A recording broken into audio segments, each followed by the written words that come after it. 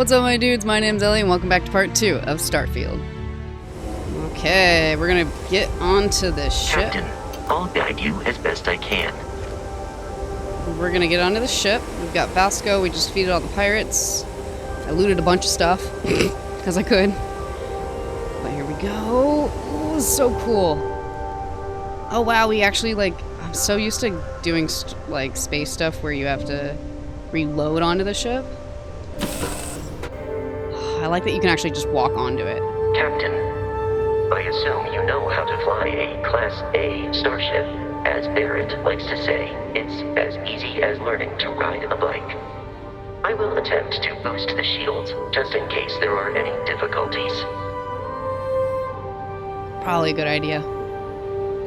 Is there somewhere I can unload a bunch of my junk? Is that like a thing? You know the drill, Vasco. Protocol Indigo means no deviations, no distractions, no dalliances, in short, no fun.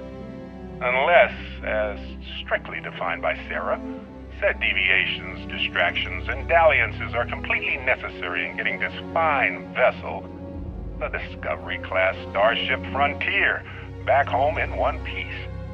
I guess I'm still technically borrowing it from Constellation, even if I have no intention of actually giving it back. I mean, that's fair. Interesting. Oh, a sandwich. Ooh, digipick. I kinda want to... I don't know if I can drop my stuff off somewhere.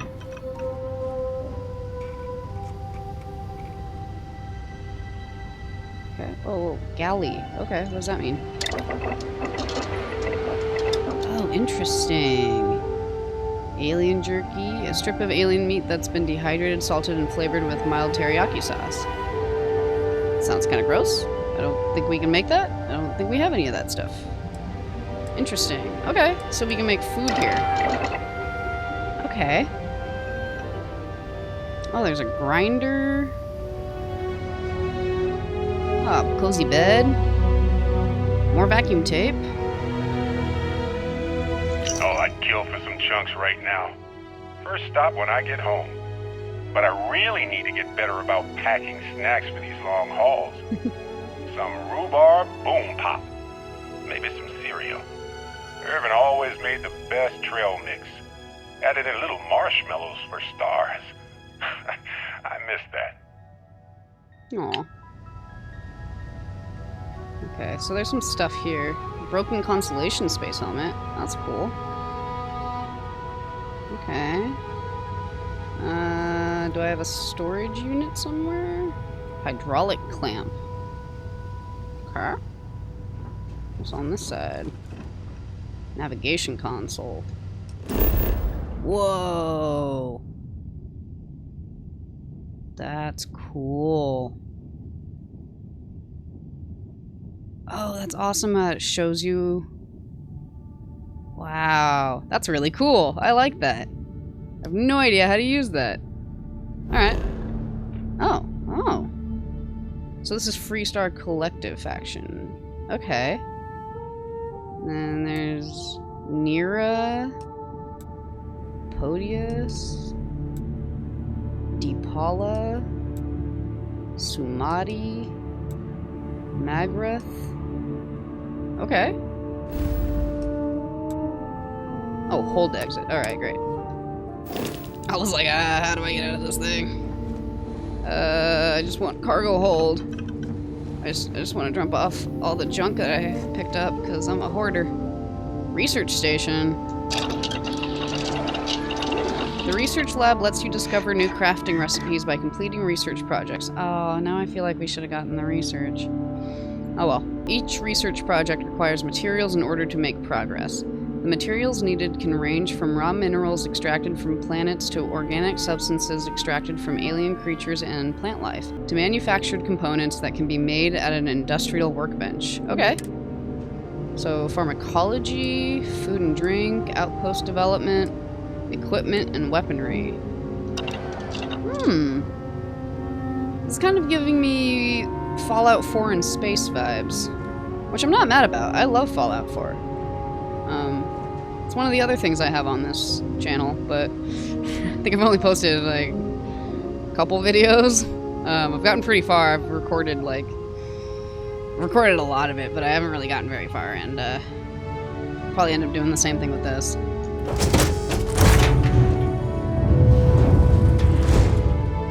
Cool. Yeah, I know. I'm encumbered. But you know what? I can't really do anything about that right now. That's why I'm not picking up anything on this ship. Pilot seat. Alright, let's go!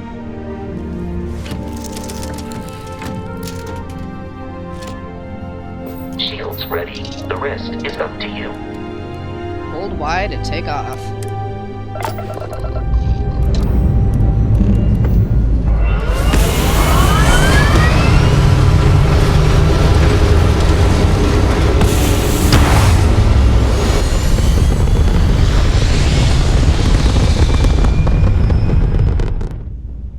Oh, that's so cool. Oh, this is so cool. Okay, hold on. Okay, frontier. Oh, so I have the ship there.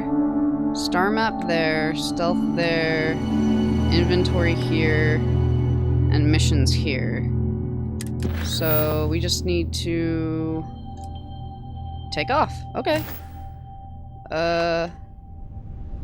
Take Now off. that we are in orbit, it might be wise to test all controls and systems to ensure they are not on the verge of catastrophic failure. I can step you through the entire process, or if you're already an experienced pilot, just power up all the systems, and we'll be on our way. Vasco, I have no idea what I'm doing, so please help me out, brother. Use the D-pad to select a ship system. Use up and down on the D-pad to allocate power. Okay. You can skip the ship tutorial by powering up all systems, including the grav drive. No. So... lasers... ballistics? Missiles... engine... Each system on a ship requires power. Allocating power is under your direct control. Okay. Let's go over the engines. Okay. Engines control our maximum speed. Try increasing and decreasing our relative velocity. Oh. A ship's engine has a sweet spot for better handling during turns. Okay. Draw your attention to the HUD. You'll notice a speed indicator in the lower left with a gauge that goes up and down as you adjust the throttle. Try to center the gauge so that it lines up with the center of the vertical bars to its right. Yeah, in the middle, right? Boosts can be engaged for temporary bursts of speed.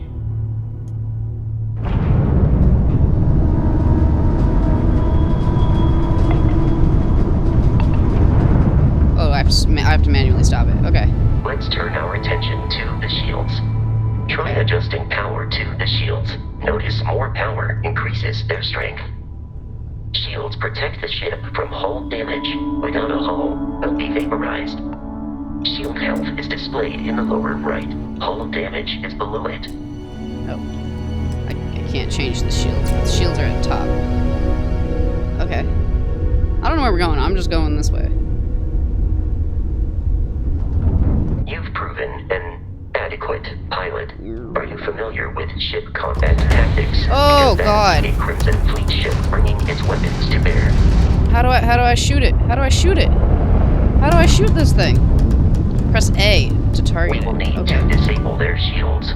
Laser-based weaponry is particularly effective.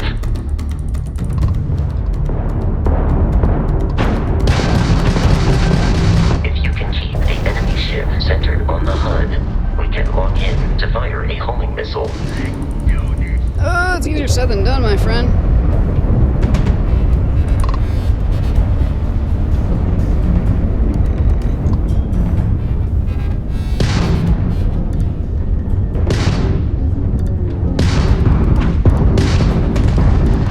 Oh, why? Oh, I keep pressing the wrong thing. Okay. The enemy shields are down, Captain. Ballistic weaponry excels at damaging the hull once shields are offline.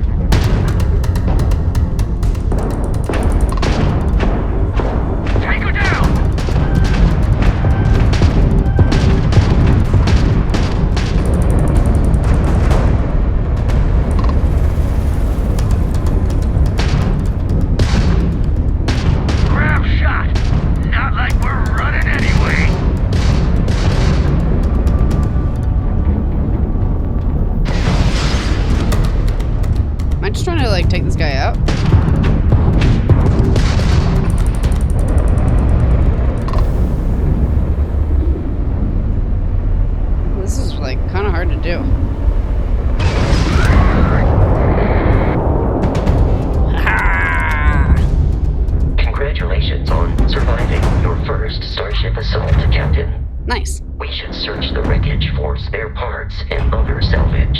You will need to fly close to it before we can access Stop! How do I stop the remains. boost? I know, I tried to fly close to it and then I just went too fast.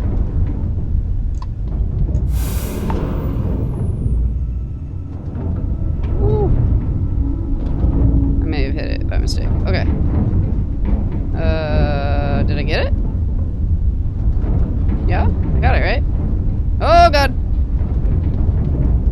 2 more Crimson Fleet ships are jumping into our location, Captain. Lovely. Alright.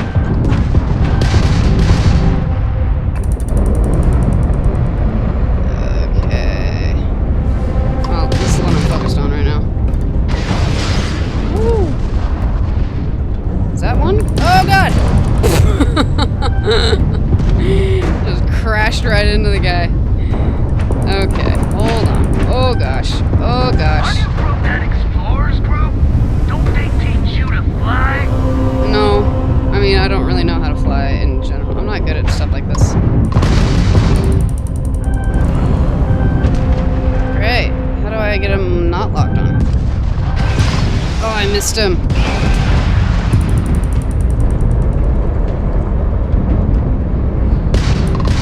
Just give up!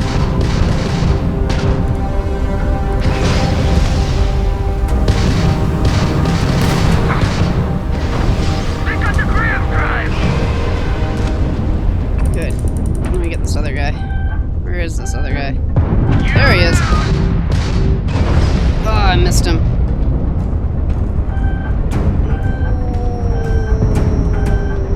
Boy, this is hard.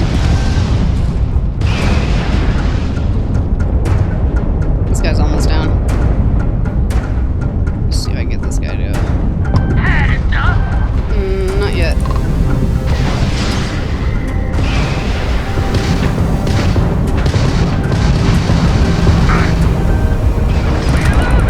Nice! Alright, get that one.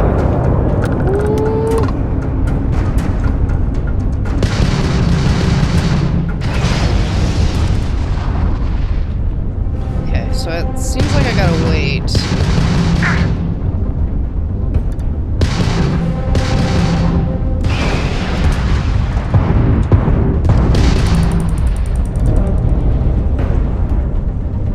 Let's end this! Where are you? There you are. Alright.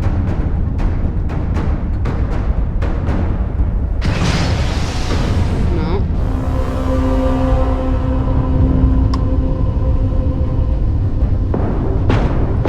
Woo, woo, woo. Easy, buddy!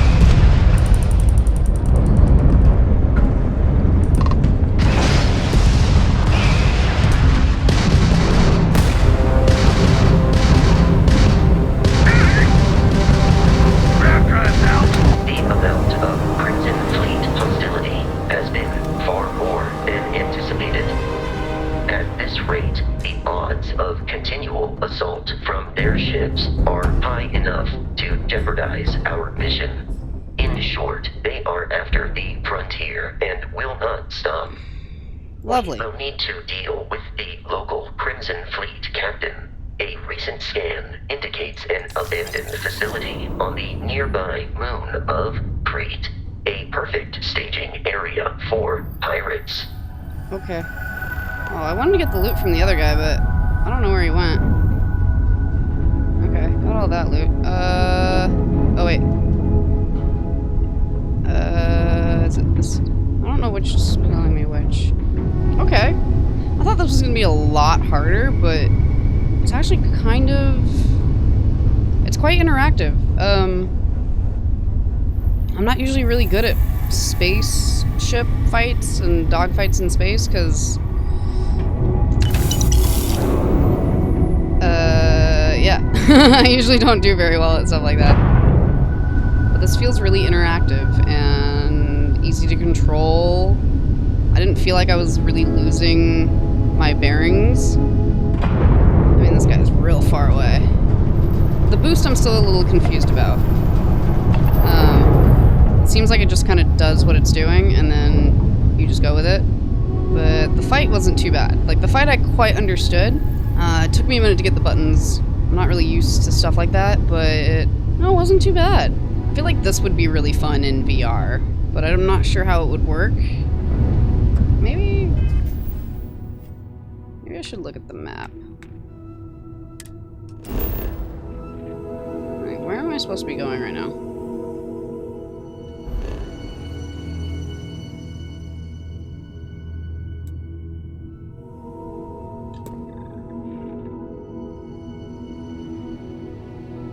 Okay, that makes more sense. I was like, why is this taking me forever? Because I had to go in the map. Alright. We have arrived in orbit. The abandoned facility with our Crimson Fleet captain is on the surface. Okay, press that to open the data menu. From there you can open the star map. Now you tell me. Cool. Let's check this out. The planet view of the star map gives you information about the environment, lets you scan the planet for resources, and helps you discover key landing sites. Rotate the planet until the Crete Research Lab map icon is in view, then select the map icon to land there. Okay, and scan. Oh, lots of lead. Okay, that's cool. Interesting. Oh, there's iron. Okay. Also, each of the colors is different things. Fascinating. We need to go this way. Alright. Land at the Crete Research Base. Okay, we have missions, show me, set landing target, and then back to system. Okay. And land. I'll follow you from here on out, Captain.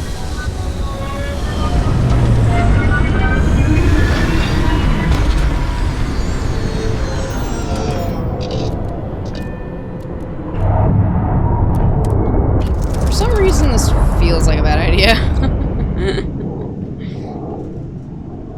Okay, let's figure out where I can drop off all my junk. Oh, Captain's Locker. The learned astronomer. I do not understand your attachment To junk? all these objects. Yeah.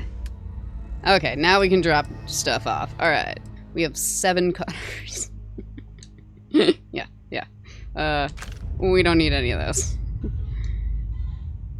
Oh, containers at max capacity. Okay then. Still have a lot of weight on us though. Okay. Is there a different locker? Another locker? Should I just drop every bunch of stuff? What's in here? Oh, bathroom. Toilet. You can sit on the toilet. That's awesome. Oh my god, that's funny. Alright, I did see this. Barrett's second. Little, nope. Ah, I can't. There we go. Well, hey there, irate pirates. Looks like you finally did it. Boarded my ship, scrapped my bot, ripped those beautiful brown eyes out of my adorably cherubic face, and then you discovered the guy you had pegged as a treasure hunter doesn't actually have any treasure. Not anymore. It's true. I may have had a pricey trinket or two when I evaded your sorry asses at Kumazi, but brother had to buy fuel. So you get nothing, except my ghost. Because I am gonna haunt your asses till the end of your days. Which, for a Crimson Fleet pirate, is about, what, another week? Okay.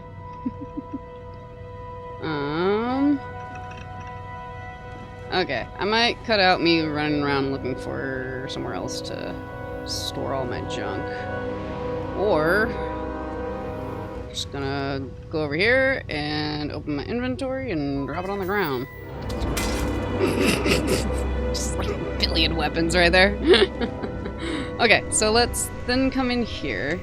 Well, looks like I might have to just drop some junk in a pile. which is fine. We can just come back over here. Drop junk off. Down to 33 pounds. That should be okay. Alright, this is gonna be hilarious. I was holding all of that junk. Oh boy. Alright. Could have put a whole bunch of junk in there. Alright. Captain, Protocol Indigo dictates that I am to return to the Lodge with no deviations. We are here to stop the Crimson Fleet from pursuit.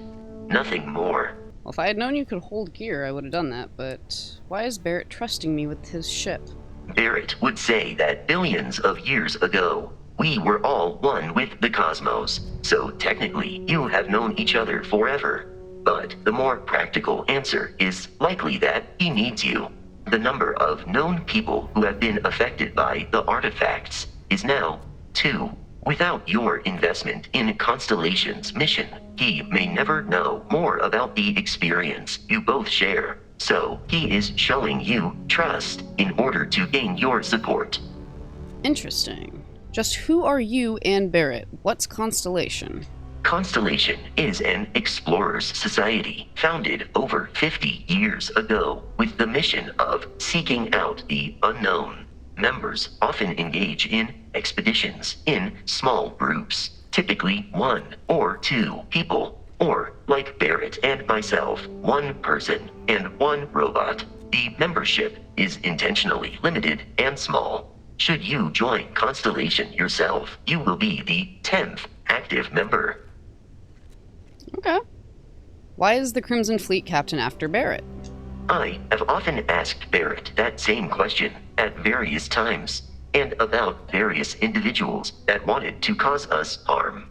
The most likely answer is that Barrett personally insulted him, typically by continuing to live, usually after escaping from certain death, and often with an object multiple people wanted. Alright, well, thanks, Vasco. That is info I did not have. Alright, where are we going? How do I jump? Ooh! Oh man! The gravity on here is so wild. According to the scanners, the abandoned research facility is in this direction. Alright. Cool that we can breathe here. Whoa, what is that? What is that?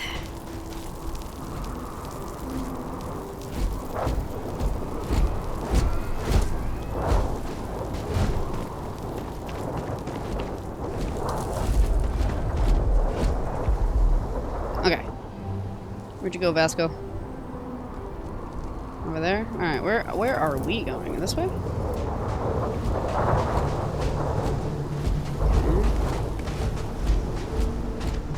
What is that? Be careful, Captain.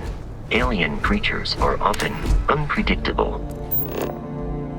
Scan creatures, minerals, and plants. Each unique item scan progresses your survey data of the planet. Complete survey data can be sold for credits. The scanner mode also unlocks additional features such as building outposts and using social skills like diplomacy and intimidation. Okay. Okay. How do I...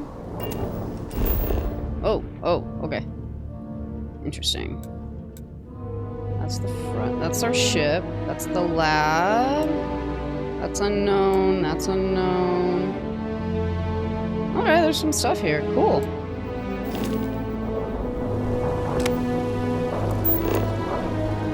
Crete Stalker. Okay. I don't know if we want to get close to that. What's that? Oh, that's cool. It has a little arrow where we're going. Nice. I appreciate that. Woo! That's cool. Wait. How do I scan these guys? Whoa! Oh, no, no, no, no, no. Oh, no. Okay. That doesn't do anything. Ah! Alright.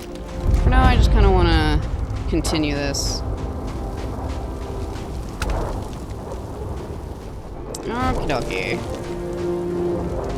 The Crimson Fleet is a confederation of smaller, independent pirate crews, all flying under the same banner. They are typically unscrupulous and violent. Okay. Can I... Oh. I don't like that. That's how I... I might have to change that. Sneaky, sneaky. Alright. Sorry, I didn't know how to do that. Can we go in calmly? Hey guys. Hey guys. Can we just be chill?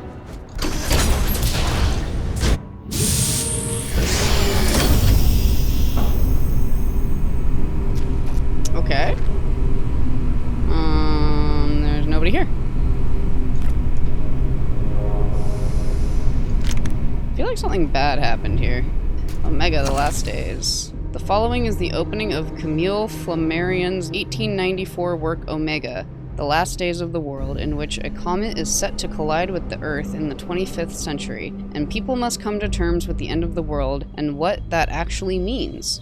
Omega, The Last Days of the World, Chapter 1. The magnificent marble bridge which unites the Rue de Rennes with the Rue de Louvre, and which, lined with the statues of celebrated scientists and philosophers, emphasizes the monumental avenue leading to the new portico of the Institute, was absolutely black with people. A heaving crowd surged, rather than walked along the quays flowing out from every street and pressing forward toward the portico, long before invaded by a tumultuous throng. Never in that barbarous age preceding the Constitution of the United States of Europe, when might was greater than right, when military despotism ruled the world and foolish humanity quivered in the relentless grasp of war. Never before, in the stormy period of a great revolution, or in those feverish days which accompanied a declaration of war, had the approaches of the House of the People's Representatives or the Place de la Concorde presented such a spectacle. It was no longer the case of a band of fanatics rallied about a flag, marching to some conquest of the sword, and followed by a throng of the curious and the idle, eager to see what would happen, but of the entire population, anxious, agitated, terrified, composed of every class of society without distinction, hanging upon the decision of an oracle, waiting feverishly the result of the calculations which a celebrated astronomer was to announce that very Monday at 3 o'clock in the session of the Academy of Sciences. Amid the flux of politics and society, the Institute survived, maintaining still in Europe its supremacy in science, literature, and art. The center of civilization, however, had moved westward, and the focus of progress shone on the shores of Lake Michigan in North America. Okay. Okay, there's no one here. Curious. These are United Colonies markings, but we are in Freestar Collective space. It then stands to reason that this was once a secret UC facility. Whoa! Hello, what is that?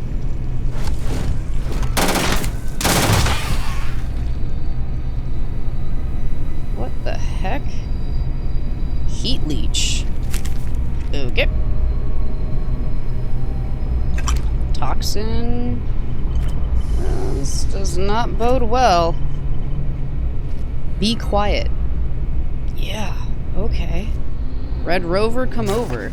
An excerpt from Lubov Song's novel Red Rover, Come Over, an alternate history where autonomous robotic rovers gained sentience, replicated, and colonized Mars before humans could from colonies. Larissa just smiled. The machine continued to blink its lights and emit faint whines as its servos whirled, unsure of how to proceed. But machine communication was Larissa's specialty. She flicked the buttons on her universal comm unit. Its LEDs blinked rapidly in response to her movements. It's okay, she signaled through the device. I won't hurt you, but if we've any hope of getting out of this cave, we'll need to work together. Larissa hadn't expected her day to go like this. Trapped in a disused mining tunnel under the surface of Mars with a frightened and potentially hostile maintenance robot, but her espionage training had prepared her for similar situations. The machine clicked and beeped in response. I have a voice filter, let's see if this works. I trust you. it wasn't a direct translation. As precise as machine binary language was, there was still a lot of room for misinterpretation when translated to her native tongue. It was close enough. The robot seemed to relax. Its glowing aperture expanded to let more light in as it gazed at her, taking in any information it could glean from her. And then, it extended one of its many clamps in her direction. She took hold and with a firm yet gentle tug, pulled the small robot out from under the rubble. There we go. That's better, isn't it? She asked, clicking out her message on her comm unit. Now, if you can lead me out of this tunnel and back to my dropship, I can call for backup, and that could help your fellow machines fight back against your oppressors. The robot seemed to nod in understanding, and began to wheel its way down the rocky corridor, stopping every so often to let Larissa catch up. Solar Frontiers game. Okay. Sweet. Bad people, bad jokes too. Why did the kitchen cross the road? Why did the chicken cross the road? Huh? What's a chicken? Knock knock. Who's there? Planet. Planet who? If I throw a party, will you help me plan it? Ecliptic mercenary says to a woman, I've been hired to kill you, and I always get the job done. Woman says, can't we talk about this, son? That's dark. How do you keep an idiot in suspense? How do you get a Freestar Collective hick out of a tree? Wave. Louis Looper's Bad People, Bad Jokes Volume 2 is the follow-up to his original work, and just like its predecessor, has become a cult hit. Okay? Starlocked board game. Alright, let's head up these stairs.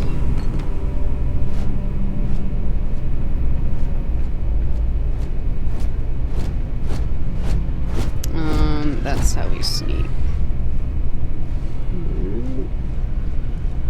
Okay, nothing here. My life, chunk by chunk. My life, chunk by chunk. I was very young, only 7 years old, when I realized humans are animals. Smart animals, sure, but still animals. You give us food, we'll eat it. We want it to taste good, and we want it to stop our hunger. Those two things, that's what's most important. After that, sure, some people want their food to be really healthy, as the experts say, and some want it to be pretty. But most people, they just want to cram something into their face. And that's when the concept of chunks was born. So begins the 120-page autobiography of Fred Blombart, founder of the Chunks food franchise. Oh. That doesn't look good.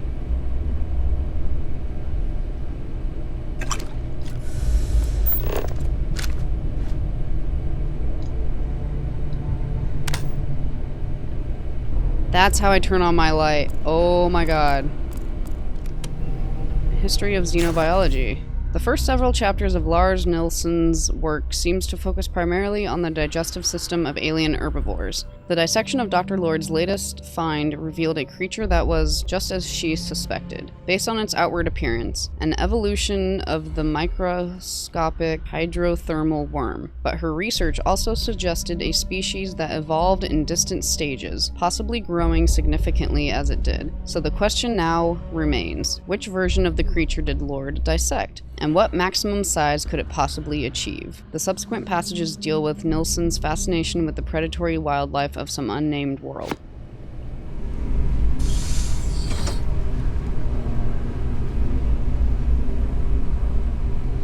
That does not look good.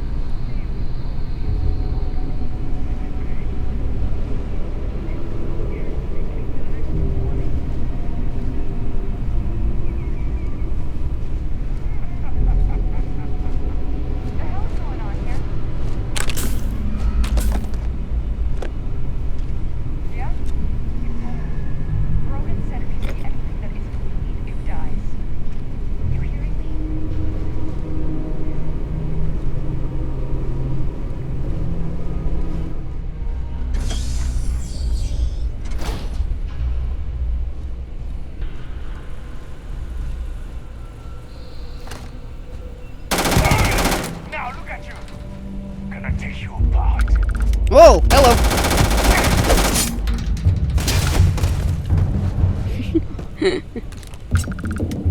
I don't need that axe, but alright. There you are. You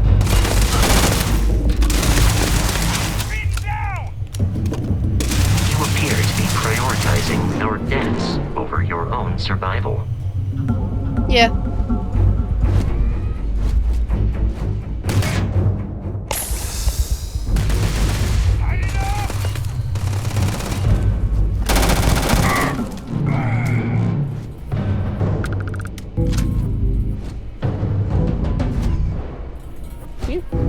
scooch back, please? Scooch!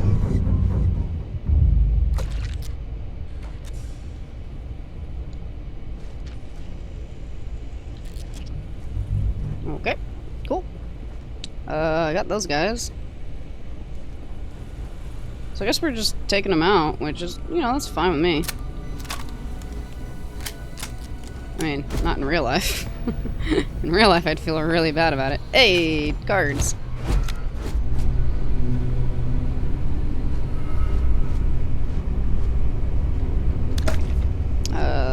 Oh. Pickwick Papers. The posthumous papers of the Pickwick Club.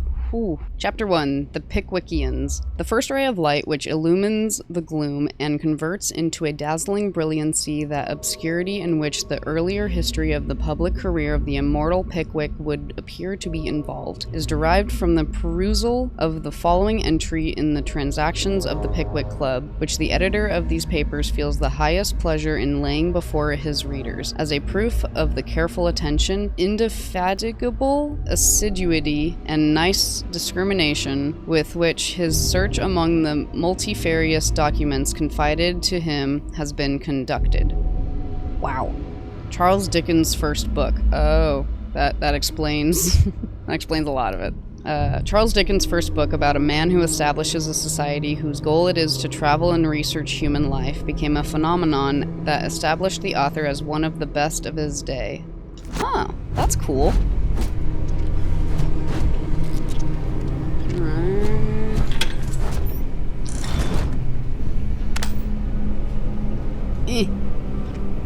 That's gross.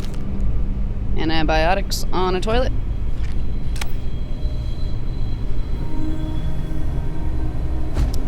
Okay. Vasco, move.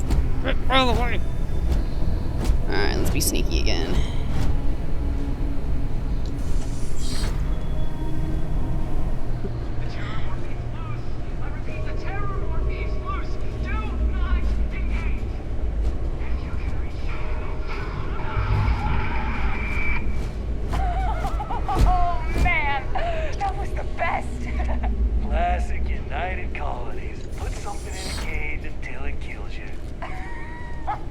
Lovely. One more time.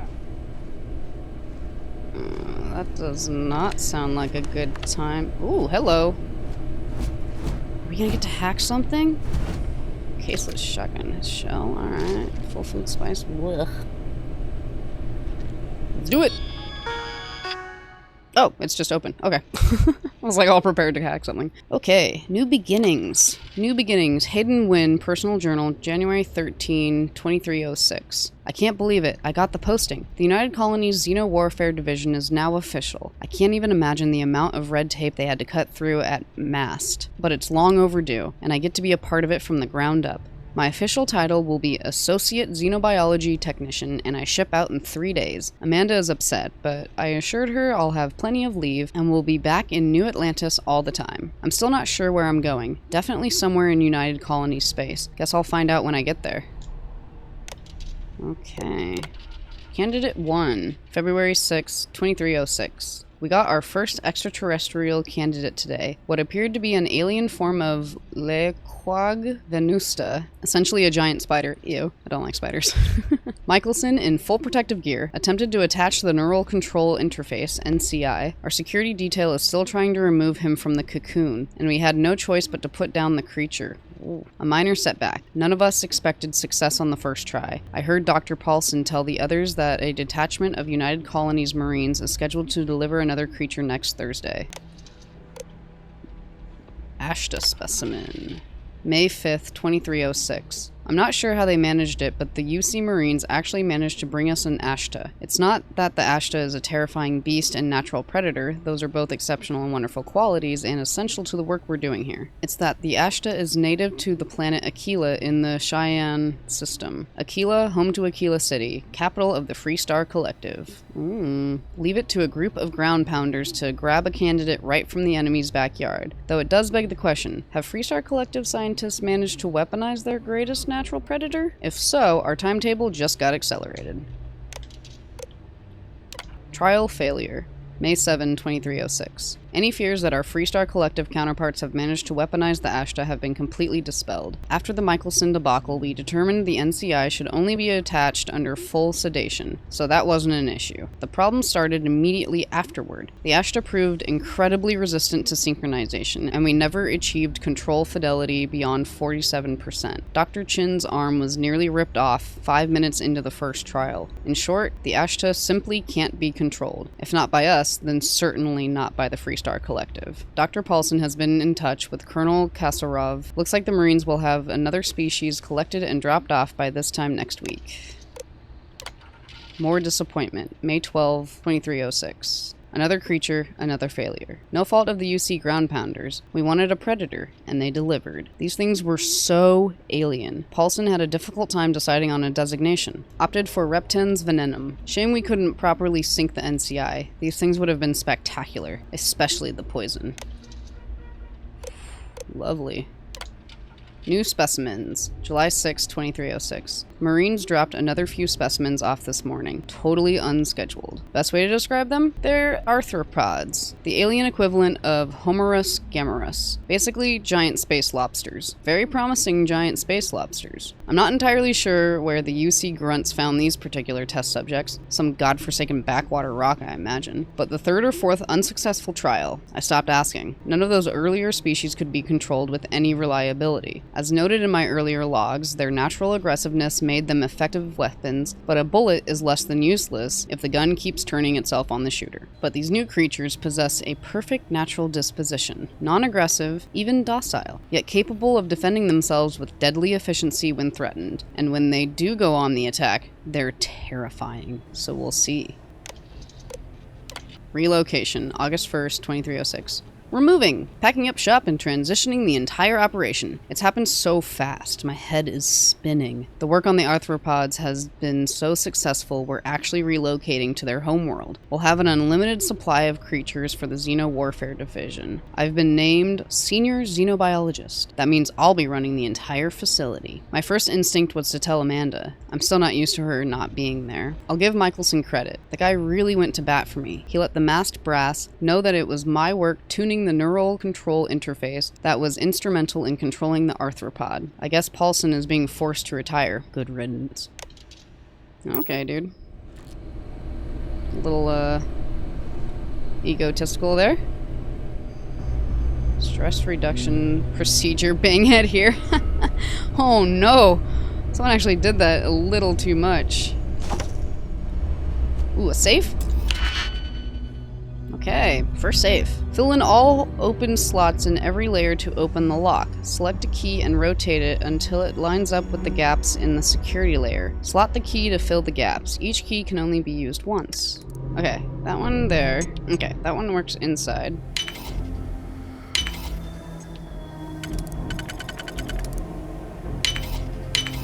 Yeah, alright, cool. Oh.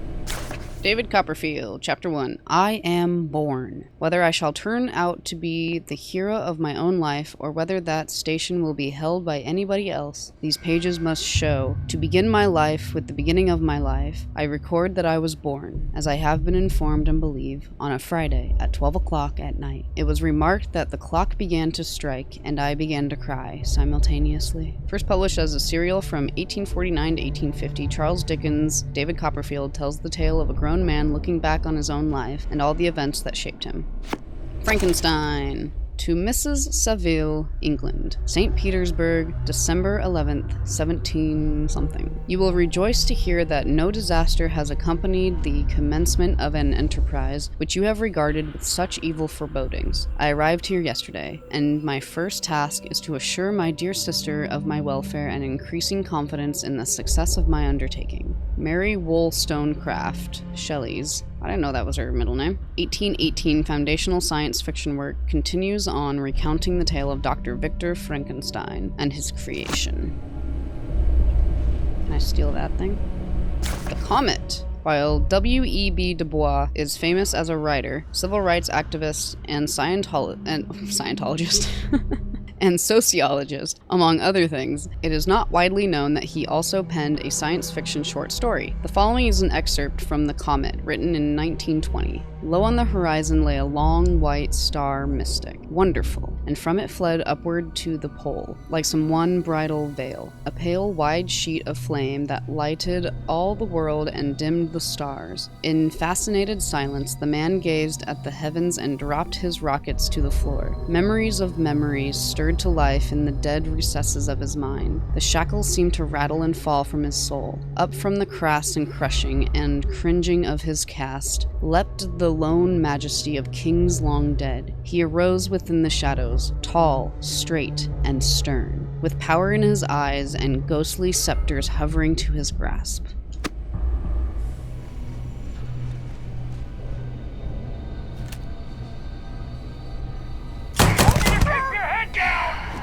Find them. Ooh, level up! Alright. Oh, they're up there. Alright. There is no cause for alarm in the vicinity. You sure? There's two dudes up here. Can I throw...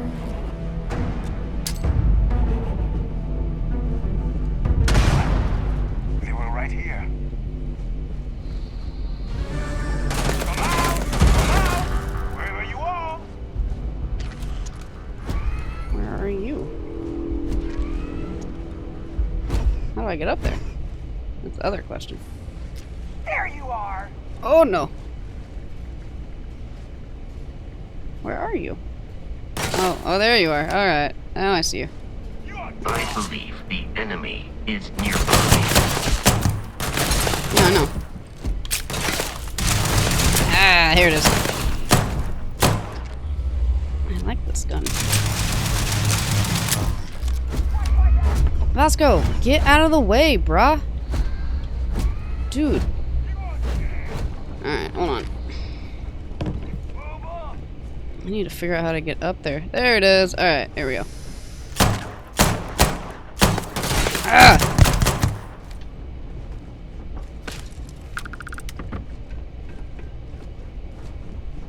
What's up? Where are you? In combat, Why can't I hit this guy? often yells, pew, pew, pew. Get your dead head I am down. not sure why.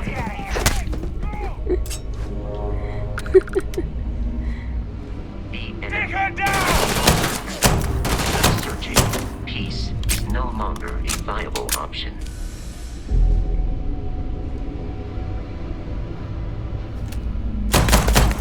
Ah! Better them than me.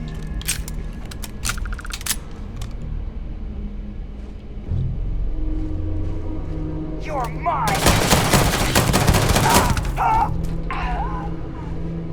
Alright, cool.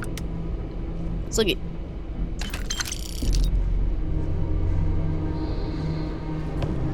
Okay. And then it wants me to go over there. So let's head back downstairs and we'll do a loop. And then I'll come back and we'll go through the door. Okay, so ran around and looted a bunch of stuff, but I found a computer. Project Pet Shop. HAYDEN Wynn, Senior Xenobiologist, Crete Research Facility. Project Log, February 11th, 2307. My staff and I just arrived this morning, and I'm not surprised to find the facility completely operational. As usual, the United Colonies spared no expense. It's all very exciting. Inspirational, really, knowing you have the full support of the decision makers. I have to admit I was surprised to learn that the lab is a closely guarded secret, located in Freestar Collective space, no less. But we got where the work takes us. Xeno-warfare is the evolution of armed ground conflict. We know it, and the Freestar Collective surely knows it as well. Forget what the calendar says. This is 1942 all over again. We may as well be the Manhattan Project, racing to create the game changer before the other side. So, to that effect, I am overjoyed to officially announce Project Pet Shop. Phase 1 is a go.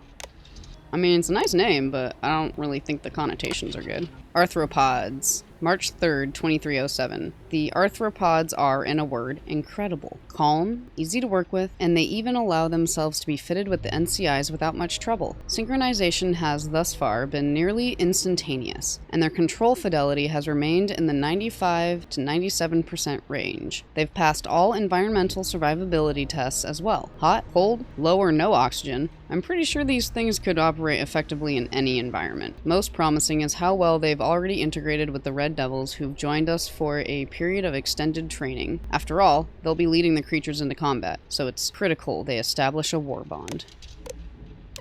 Success, August 7th, 2307. After months of testing a variety of extraterrestrial species, I am overjoyed to report that we have finally found a species that will serve as the backbone of the United Colony's Xenowarfare division. The arthropods are everything we hoped for and more. Imagine a pack of alien beasts, suited to any terrain, capable of instantly obeying any command. I have designated these beasts Obedientes Pes, but we just call them stalkers. Oh, that was the thing we saw and then pa when we first got here. I think it may finally be time to crack open that bottle of Chateau Avignon 2170.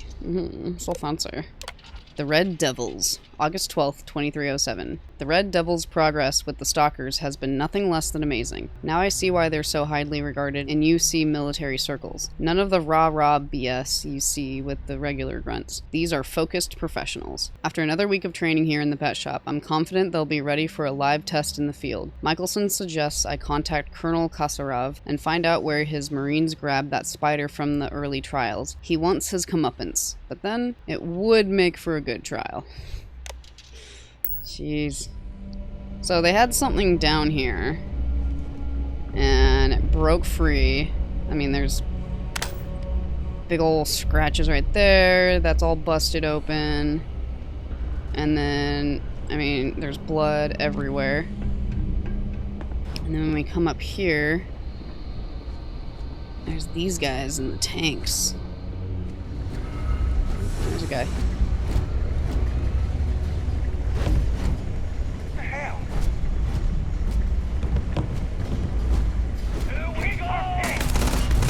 Oh, they saw us.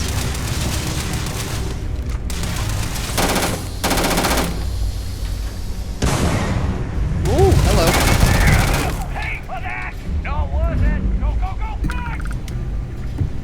It is a shame exploration requires so much bloodshed. Agreed. Where is he?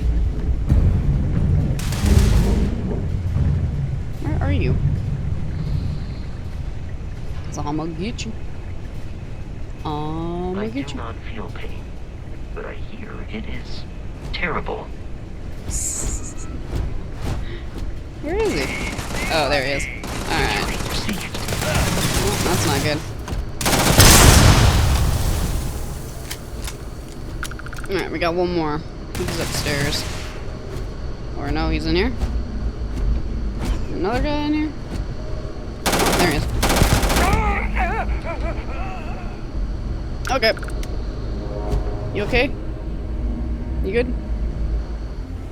Okay, I found Oliver Twist. Oliver Twist, Chapter 1. Treats of the place where Oliver Twist was born and of the circumstances attending his birth. Among other public buildings in a certain town, which for many reasons it will be prudent to refrain from mentioning, and to which I will assign no fictitious name, there is one anciently common to most towns, great or small, to wit a workhouse, and in this workhouse was born, on a day and date which I need not trouble myself to repeat, inasmuch as it can be of no possible consequence to the reader, in the stage of the business at all events, the item of mortality whose name is prefixed to the head of this chapter. The subsequent chapters of Charles Dickens' novel trace Oliver Twist's journey from parish boy to street thief to happy heir and adopted son. Carrie of the Cosmos. First published in the year 2301, Carrie of the Cosmos tells the story of Carrie, an overweight, lovable, unassuming young gal who unexpectedly gained cosmic powers and used them to defend the weak and underprivileged. The following is an excerpt from that work. That's awesome. "Oh, really?" asked Carrie as she removed the terry cloth tie from around her waist. Her bathrobe came open, revealing the unicorn pajamas beneath. Just then, the tie transformed into Carrie's signature weapon, a mighty spear called the Unicorn's Horn. "Then maybe you should pick on someone your own size. Me!" Carrie hurled the spear at the robber. After all, it was incredibly rude of him to try and rip off her favorite Terra Brew when she was grabbing a latte, and pinned the unlucky larcenous Lech's shirt to the wall. "Wowza," said Carrie. "Security in New Atlantis just ain't what it used to be." Cute. Okay, I accidentally opened the skill menu, so let's check that out. You receive 1 skill point to spend every time you level up. Each skill also unlocks a challenge. Complete the challenge and then spend a skill point to rank up the skill. The top row represents basic skills. The row below are locked until you have spent a minimum number of skill points in that category. Okay. Combat, we don't have anything in combat. We have theft. Unlock the ability to pickpocket targets. We're only rank 1 of 4. Our challenge is to successfully pickpocket 5 times. Okay. Stealth. Perform 10 sneak attacks. We've done 7 out of 10. Okay, cool. We're almost there. Adds a stealth meter. You are 25% more difficult to detect when sneaking. Suppressed weapons do an additional 5% sneak attack damage. Okay. And tech. We have security, so that's lockpicking. Pick 5 locks as our challenge. We've done 2 out of 5. You can attempt to hack advanced locks, and 2 auto attempts can be banked. Okay, cool. Maybe science might be a good idea. Medicine, med packs, trauma packs, and emergency kits restore 10% additional health, 10% faster. That actually might be a good idea because our traits kind of mess that up. I think I'm going to do medicine. That just feels like a good idea. Only through advancements in medical training and technology has humanity been able to withstand the galaxy's many dangers. Med packs and trauma packs and emergency kits restore 20% additional health, 20% faster. May regret it, but use healing items 20 times while wounded. I feel like that's probably gonna happen. Did I read this?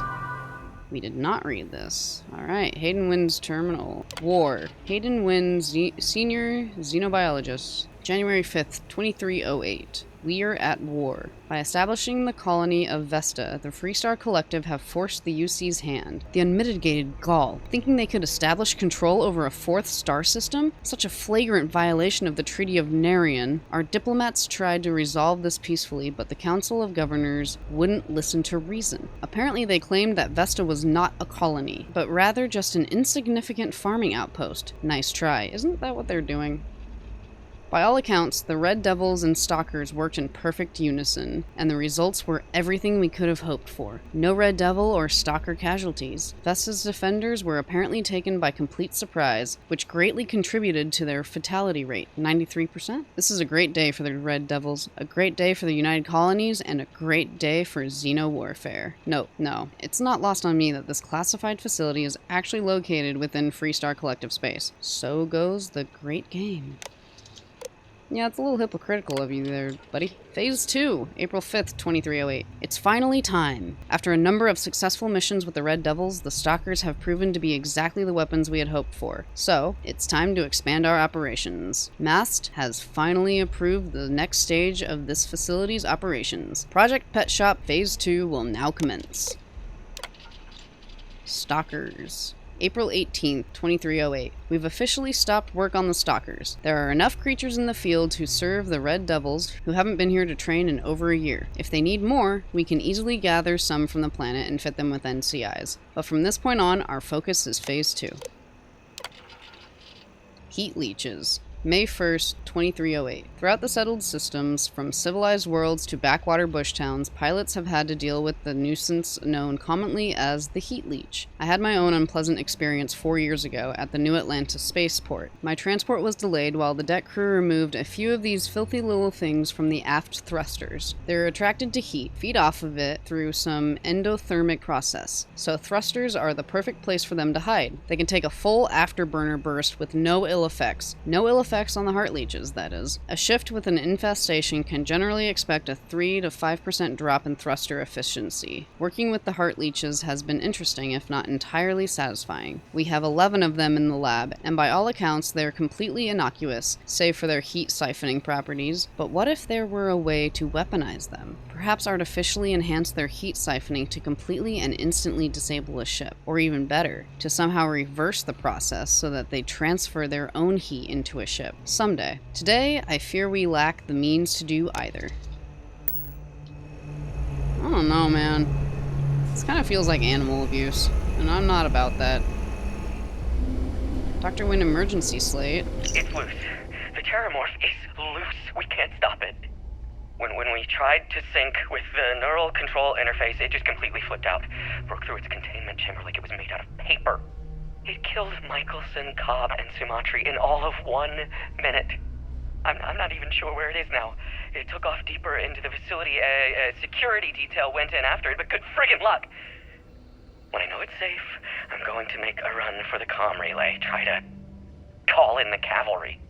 This is HAYDEN Wynn, lead xenobiologist. Wishing he had gone to dentist school like his parents wanted. Well, I mean, you were torturing animals. Terramorph specimen. August 15th, 2310. Thanks to the UC Marines, we now have the second piece of the puzzle, a fully grown alpha predator. According to my research, a group of astrogeologists made first contact nearly 100 years ago on some remote moon. The creature didn't appear to be indigenous and was alone. There's currently no record of how it got there, so it was sheer cosmic chance that the astrogeologists found it. Or rather, it found them. Scientists were quick to categorize it Officio Machina, roughly killing machine. The UC Marines tasked with taking it down chose a simpler name, Terramorph. I read the official record once. Of the 8-person squad, only 2 of the grunts survived, and one of those 2 lost a leg. Such an exciting time to be in xeno warfare.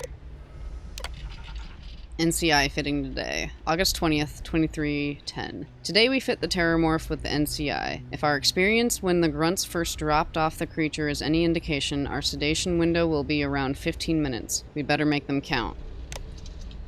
It did not go well for you, my guy.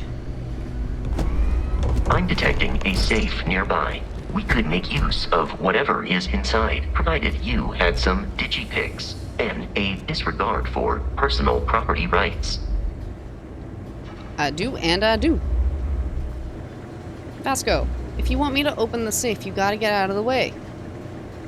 Dude. Where did that thing go? Oh, jeez.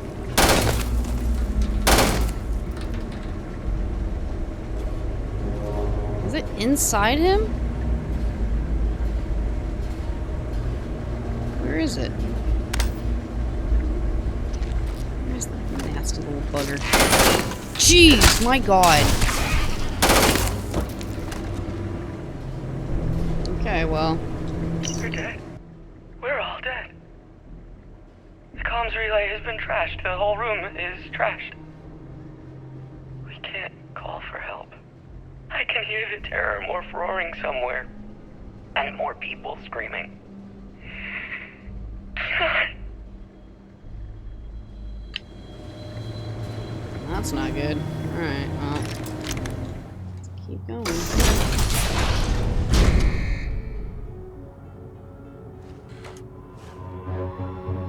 Watch beeps faster as your suit runs out of protection. Okay. You gotta be kidding me. The Frontier has a new captain? You working with Barrett, or did you pry the ship keys out of his cold, dead hands? And with Constellation, you need to stop attacking our ship. We can lie. That's right. I killed Barrett, so tell your pirate friends to back off. We can attack. Enough talk. I have places to be. And, well, actually, let's ask. What's your problem with Barrett anyway? We don't have a problem with Barrett. We want that ship, the Frontier. If you're the captain of it now, that means we're after you. Oh, let's try it. Oh, no. You see, maybe your colleague Barrett didn't tell you, but there's a bit of a legend surrounding that ship. That constellation keeps treasure hidden in the cargo bays, the loot from 100 planets, and it's going to be ours. That statement is partially correct. The Frontier has been to many planets and moons, but the only things held in the cargo bays are spare parts, dust, desiccated food particles, and a variety of species of ant. I don't care what kind of lies Barrett programmed that robot to say. We're taking that ship. Alright, so we have... I don't suppose we can just agree to disagree. No hard feelings? We can attack. Time to make the settled systems a safer place. Or we can persuade. There's no treasure in my ship. Cut your losses before more people get hurt. Let's try it. Let's try the persuade. You're not talking us out of this score. Yeah, I had a feeling about that. To persuade a person, you need to make successful choices. Choices can range from kind words to distractions to threats. Each choice has a difficulty. The higher the difficulty, the greater the chance the choice fails. But the more points you'll earn when you succeed. You have a limited number of choices you can make, but you can never fail if your last choice succeeded. The hard one is, I just made it past your entire crew. You really want to try your luck against me? 3 is, hey, if you want to trade ships, that sounds good to me. The frontier creaks when it turns anyway. And this one, you have it wrong. Constellation is an explorers group. They aren't treasure hunters. Kinda like this one. You willing to give up the ship? Just like that? Just take a moment and count how much you've already lost. You don't want to lose more. I think we passed that one, so... I'm getting that ship. Stop trying to confuse me. No, we lost that one. Alright, let's try the +1. They aren't? You sure? Can't believe this. Yes. There isn't any treasure? We've been trailing that old Constellation ship for nothing? Get out of here. Take your robot and your ship and get out of here. I see you all again, you're dead. Cool. We should now be free to travel to Constellation's headquarters without Crimson Fleet interference. Cool. Thanks, bro. Alright, I think we'll leave this one here. We've basically done the first mission. We were able to convince the pirates that there's nothing on the ship. I was hoping that would go that way. I'm actually really excited to keep going with this game. So, thanks for hanging out, and I'll catch you in the next one.